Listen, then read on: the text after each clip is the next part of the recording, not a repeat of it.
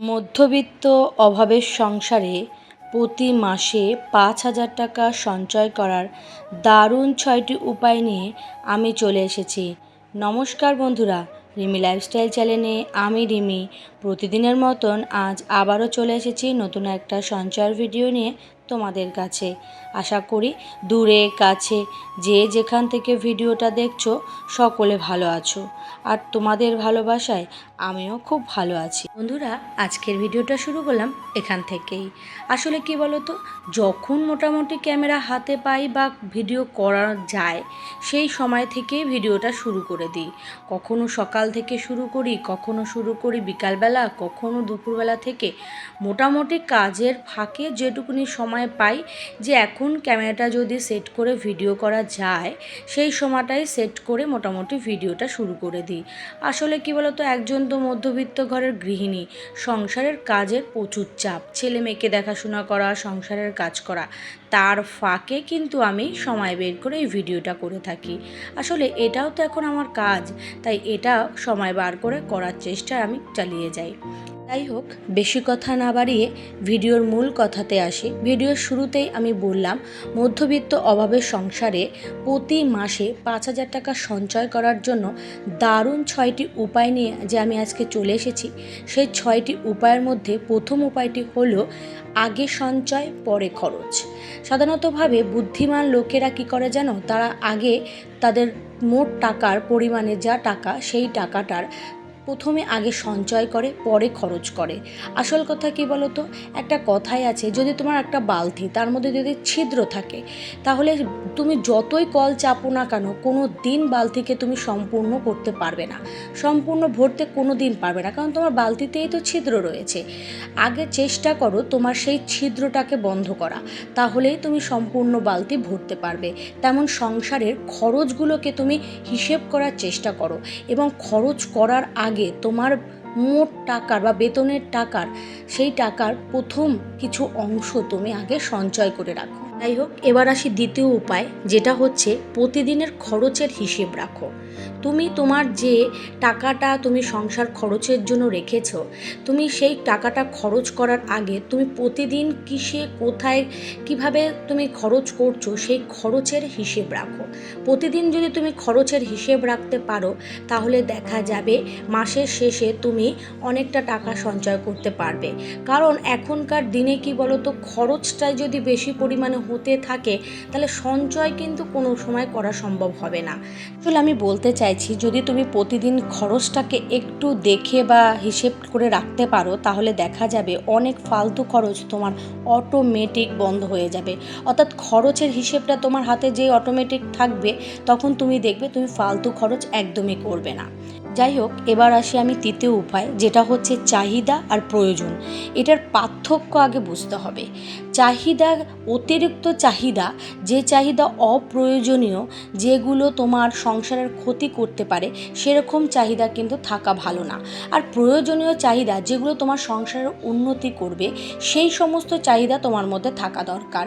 তোমার যা সামর্থ্য সেই অনুযায়ী কিন্তু চাহিদা করা ভালো। কখনো কিন্তু অতিরিক্ত চাহিদা, যে জিনিস তোমার সংসারে কিনলে পরে তোমার টাকা কোনোদিন তুমি সঞ্চয় করতে পারবে না, বরং সেখানে তোমার আরও ক্ষতি হয়ে যাবে, তোমার সঞ্চয়ের ব্যাঘাত ঘটতে পারে, সেরকম চাহিদা কিন্তু তুমি রেখো না। অর্থাৎ আমি বলতে চাইছি চাহিদা আর প্রয়োজন এই দুটোর মধ্যে যে কী পার্থক্য রয়েছে সেটা যদি তুমি বুঝতে পারো তাহলে তুমি দেখবে অনেকটা টাকা তুমি সঞ্চয় করতে পারবে। যাই হোক, এবার আমি বলি চতুর্থ উপায়, যেটা হচ্ছে সব সময় চেষ্টা করবে ঋণ মুক্ত থাকা। অর্থাৎ ঋণ মুক্ত সংসার গড়ে তুলতে হবে। তোমাকে চেষ্টা করতে হবে তোমার টাকা সবসময় জমিয়ে জিনিস কিনতে হবে। তুমি কখনোই কারো কাছে ঋণ নেবে না বা ধার করবে না বা লোন নেবে না। তাতে কি হয় জানো, তাতে তোমার সংসারে উন্নতি করা সম্ভব হবে না। কারণ একটা ঋণ একটা সংসারের বড় ক্ষতি করে দিতে পারে। তোমার কাছে যতটুকুনি টাকা আছে তুমি ততটুকুনি টাকা দিয়েই জিনিসটাকে কেনার চেষ্টা করো বা টাকা জমিয়ে কেনার চেষ্টা করো। ওই যখন চাইলে ফট করে নিয়ে নিলে তাহলে সেরকম কিন্তু ব্যবস্থা করবে না, তাহলে কিন্তু দেখা যাবে তোমার ওই ঋণ পরিশোধ করতে করতে সময় কেটে যাবে। আসল কথা, আমি যে প্রথম দিকে 3টে উপায়ের কথা বললাম সেই 3টে উপায় কিন্তু খুবই গুরুত্বপূর্ণ উপায় বলেছি। তুমি যদি সেই উপায়গুলো একটু ফলো করো তাহলে দেখা যাবে মাসের শেষে তুমি 3 থেকে 4,000 টাকা বা 5,000 টাকা অনায়াসে সঞ্চয় করে নিতে পারবে। আর এই চতুর্থ উপায় যেটা বললাম এটা কিন্তু সঞ্চয়টাকে তোমার ধরে রাখতে সাহায্য করবে। কারণ দেখো, তোমার টাকা সঞ্চয় হচ্ছে আর তোমার কাছে কোনো ঋণ নেই, তাহলে কি তোমার টাকাটা সঞ্চয়ই থাকবে। কারোর কাছে তোমাকে টাকা দিতে হবে না বা কোনো জায়গায় সুদ দিতে হবে না বা কোথাও পরিশোধ করার চিন্তা থাকবে না। তাহলে তুমি দেখবে তোমার যে সঞ্চিত টাকা সেটা অনায়াসে তুমি সঞ্চয় করে রাখতে পারছো। যাই হোক, এবার আসি পঞ্চম উপায়, যেটা হচ্ছে সময় থাকতে সময়ের মূল্য দিতে হবে। তোমার কাছে এখন সময় আছে, তুমি সংসারের কাজকর্ম করে তোমার হাতে দেখা গেল সময় পেয়েছো, সেই সময়টাকে তুমি কাজে না লাগিয়ে তুমি অন্যের রিলস দেখে সময় কাটিয়ে, মোবাইলে সময় কাটিয়ে, টিভি দেখে সময় কাটিয়ে নষ্ট না করে তুমি চাইলে সেই সময়টাকে কাজে লাগাও। নিজের জন্য কিছু রোজগার করো, বাড়িতে কোনো সবজি চাষ করো, যাতে তোমার সংসারের একটু হলেও টাকা বাঁচাতে পারবে। অর্থাৎ সময়কে যদি তুমি মূল্য দিতে পারো সঠিকভাবে, তাহলে দেখবে সেই সময় তোমাকে কিন্তু একটা সময় ফল দেবে। আর সেই ফলটা হলো টাকা। আর টাকা যদি তুমি সঞ্চয় করতে চাও তাহলে সময়কে কিন্তু একটু কাজে লাগাতে হবে, যে তোমাকে কোন কাজটা তাড়াতাড়ি করলে তুমি সময়ের মধ্যে শেষ করলে সেই কাজটা থেকে ফাঁকে তুমি একটু হাতে সময় পেলে সেই সময়টাকে কাজে লাগিয়ে তুমি অনেকটা টাকা কিন্তু সঞ্চয় করে আনতে পারছো বা ইনকাম করতে পারছো। সেগুলো কিন্তু তোমাকেই ঠিক করে নিতে হবে। যাই হোক, এবার একদম শেষ উপায় বলি, যেটা হচ্ছে একদম 6 নম্বর উপায়, যেটা হচ্ছে তুমি যে টাকা সঞ্চয় করছো সেই টাকাগুলোকে এমন একটা ভালো জায়গায় ইনভেস্ট করো, সেই টাকাটা যাতে তোমার বছর গেলে বা মাস গেলে তোমার একটা মোটা অঙ্কের টাকা এসে দাঁড়ায়। এই যে আমি বললাম ভিডিওর শুরুতে 5,000 টাকা সঞ্চয় করার কথা, আজকালকার মধ্যবিত্ত ঘরে সাধারণতভাবে 5,000 টাকা সঞ্চয় করে রাখা কিন্তু খুব চাপের বিষয়। কিন্তু তুমি যদি এই টিপসগুলো ফলো করো তাহলে কিন্তু অনায়াসে তুমি 5,000 টাকা সঞ্চয় করে রাখতে হবে। তোমাকে এই টিপসগুলোকে প্রতিনিয়ত ফলো করতে হবে। তাহলে তুমি 5,000 টাকা যে সঞ্চয় করছো, প্রতি মাসে 5,000 টাকা সঞ্চয় করতে করতে যখন দেখা যাবে একটা বছর হবে, তখন 5 × 12 = 60,000 টাকা তোমার কাছে কিন্তু বছরের শেষে চলে আসবে। সেই 60,000 টাকা তোমাকে চেষ্টা করতে হবে ভালো একটা জায়গায় ইনভেস্ট করতে বা কোনো একটা ভালো জায়গায় ডিপোজিট করে রাখতে, যাতে করে তোমার 2 বছরের মাথায় সেটা যেন অনেকটা টাকা বা অনেকটা মোটা অঙ্কের টাকায় পরিণত হয়। আসল কথা কি বলো তো, এই যে টাকা জমানোর টিপসগুলো আমি তোমাদেরকে বলে থাকি, এগুলো কিন্তু আমিও বিভিন্ন জায়গা থেকে দেখি এবং বুঝে সেগুলোকে বলার চেষ্টা করি, যাতে একটা সংসারের ক্ষেত্রে কাজে লাগতে পারে।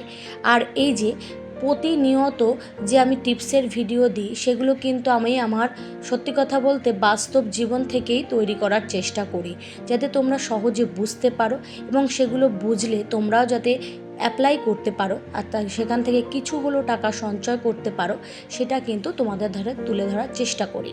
আর এই যে আমি ভিডিও শুরুতেই বললাম 5,000 টাকা সঞ্চয়, আজকালকার দিনে বারবার বলছি 5,000 টাকা সঞ্চয় করে রাখা কিন্তু খুব চাপ।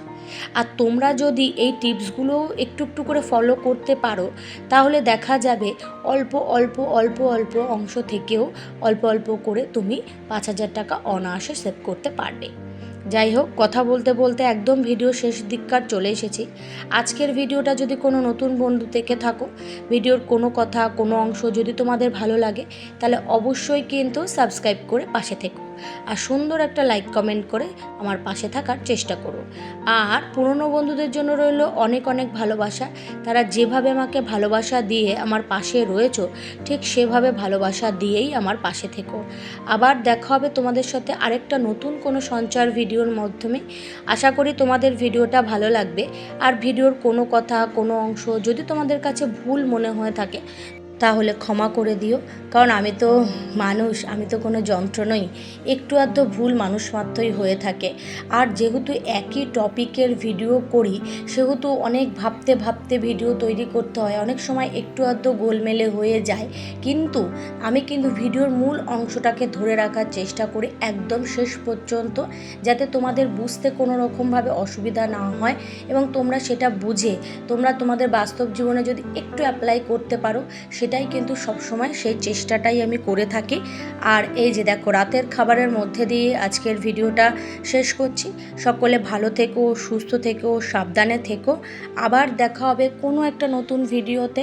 সেই পর্যন্ত নিজেদেরকে কিন্তু খেয়াল রেখো আর ভালো থেকো। টাটা, সকলে সুস্থ থেকো।